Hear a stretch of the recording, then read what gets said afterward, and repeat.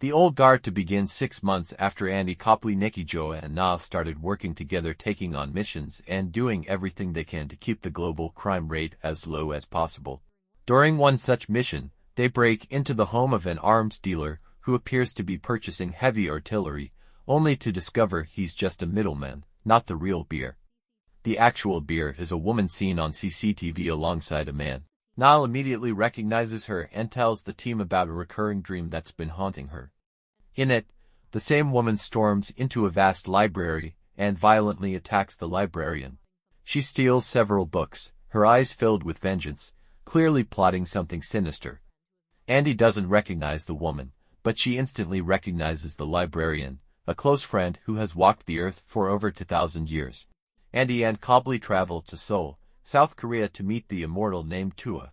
No one else, not even Andy's team, knows he exists.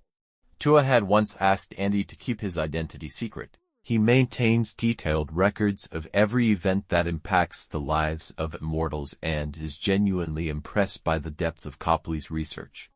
Tua reveals that the woman who broke into his library is an immortal named Discord. She's the first of their kind and knows everything about Andy and her team. Copley is stunned. He's always believed Andy to be the first immortal, but Tua insists otherwise.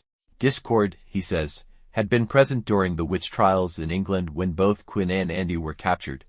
He met her then, but afterward she vanished. Realizing what's at stake, Andy asks Tua to join her team. She knows they'll need all the help they can get in what's coming.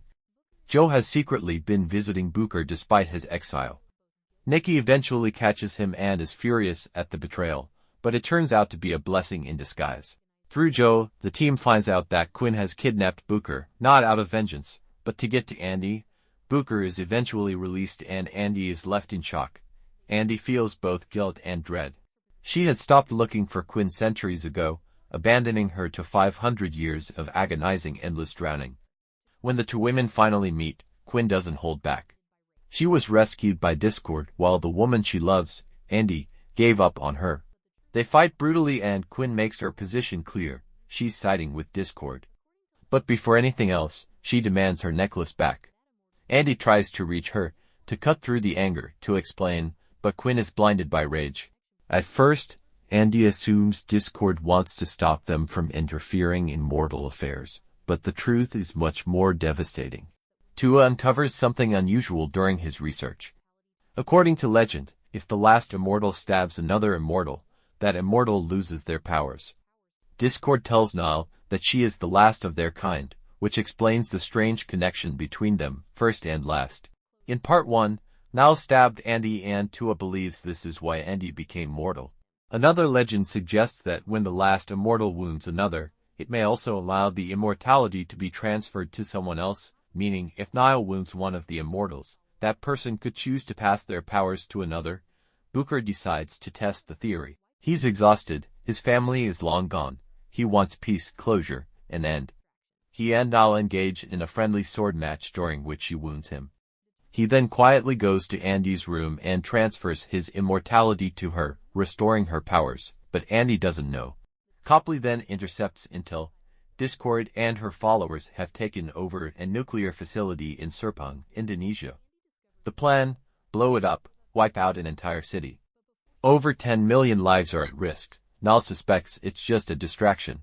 Discord has already hinted that she wants Andy's team, but they go anyway, determined to stop what they believe is a mass atrocity. Andy's suspicion is confirmed. The nuclear threat is a smokescreen. One by one, the team is taken out and captured inside the facility. Andy and Booker fortunately end up together in the same wing. Amid the chaos, Andy discovers what Booker has done. He gave up his immortality for her. But before she can fully react, she's locked out of the room. Discord's men kill Booker right in front of her. The sight breaks something in Andy. Fueled by grief and rage, she charges through the corridors, ready to tear down anyone in her way. But the facility is empty. The enemies are gone. It's too late. Discord has taken the rest of her team with her. Andy chases after the helicopter. She catches up just in time and she and Discord clash in a brutal, high-stakes fight. Blow after blow. It becomes clear Discord isn't just dangerous, she's skilled. And that's when the truth comes out. Discord is no longer immortal. She lost her powers just like Andy once did, and now she needs Nile to get them back. Her plan is methodical and cruel. Capture all the immortals, force Nile to stab them one by one, and torture them until they surrender their powers. She believes enough pain will break their will. By the end of the film, Discord wins the fight. She stabs Andy and escapes with the others. The entire team is captured. Only Andy and Quinn are left behind. Now it's up to them to rescue everyone. But there's one major problem. Quinn too has lost her immortality after being stabbed by Nile, which means she could actually die now. I don't get why they made Andy lose so easily to Discord, who's mortal now. Andy survived centuries of battles. This felt a bit too easy, but yeah, they're clearly setting up for part 3.